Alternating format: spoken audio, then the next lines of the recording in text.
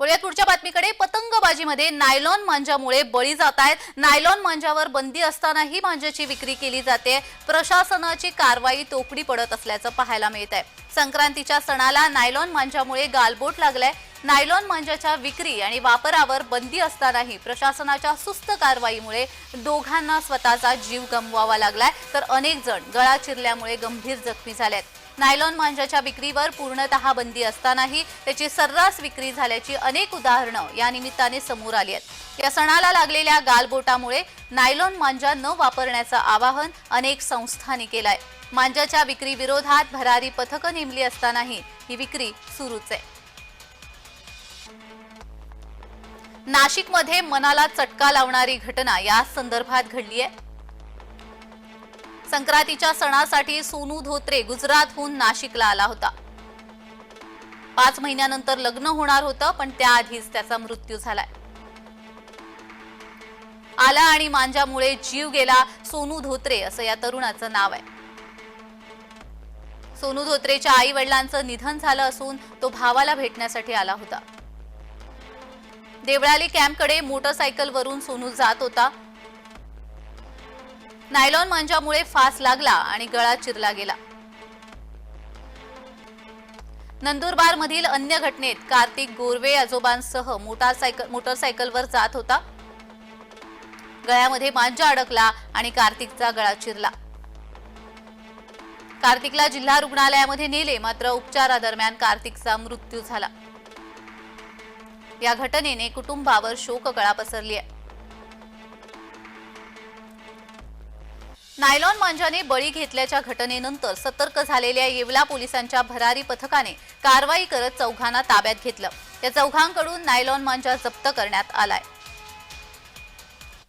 आतापर्यंत आपण नायलॉन मांजाच्या विरोधात धडक कारवाई पण केली आहे, पण आज आपण नगरपालिका आणि पोलीस प्रशासनाचं एक संयुक्त पथक स्थापन करून जे लोक नायलॉन मांजाचा वापर करून पतंग उडवत आहेत त्यांच्यावर भरारी पथक द्वारे धाड टाकून कारवाई करत आहोत। आज आपण 4 लोकांना त्यांच्या आसारीसह इथं कारवाईसाठी आणलेलं आहे आणि त्यांच्यावर नगरपालिका प्रशासनातर्फे पुढील कारवाई करण्यात येत आहे। शहरात घडलेल्या घटना तसेच आम्ही दिवसेंदिवस करत आलेलो कारवाई याचा जास्त प्रभाव करण्यासाठी नगरपालिका पथक तसेच पोलीस प्रशासन पथक यांनी अचानक कारवाई करायला शहरात विविध ठिकाणी धाडी टाकल्या। त्या अनुषंगाने आत्ता 4 गुन्हेगार आपल्याकडे आहेत आणि 30 ते 35 हजाराच्या आसारी आणि मांजा आपण पकडला आहे। अशा पद्धतीने कारवाई चालू आहे। आता ह्या चौघांवर गुन्हा दाखल करण्यात येतोय, प्लस आमची पुढची टीमही कार्य करायला गेलेली आहे, पुढे धाडी टाकण्यासाठी चालू आहे। अकोला जिल्ह्यातील पालिका कर्मचारी मंकेश बोपटे हा दुचाकीवरून जात असताना गळ्यामध्ये मांजा अडकल्याने त्याचा गळा चिरला। त्याच्या गळ्यावर 15 टाके पडले असून आता त्याची प्रकृती स्थिर आहे।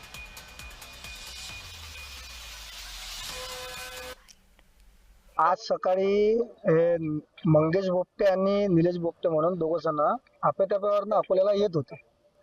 येत असताना संक्रांत असल्यामुळं पतंगा वगैरे उडवणं चालू आहेत।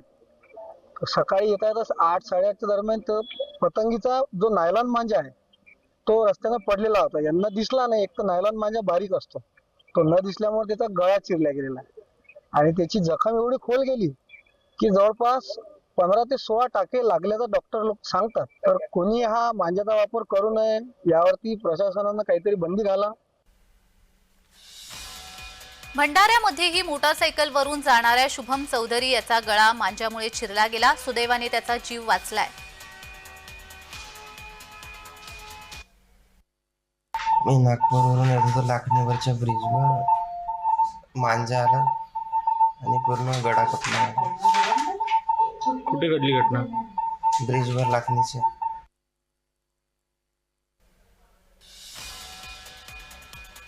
राज्यात आज संक्रांत सणाच्या निमित्ताने पतंगबाजीचा उत्साह शिगेला पोहोचला असला तरी अनेक ठिकाणी नायलॉन मांजामुळे जखमी होण्याच्या अनेक घटना घडल्यात।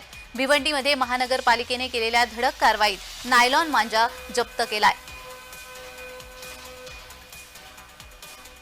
हा जो बंदी घातलेला नायलॉन मांजा हा देखील आमच्या पर्यावरण विभागाच्या पथकाने तत्काळ कारवाई केली. त्यांना टिप मिळाली होती, त्या हिशोबाने त्यांनी कारवाई केलेली आहे आणि हा नायलॉन मांजा पकडलेला आहे.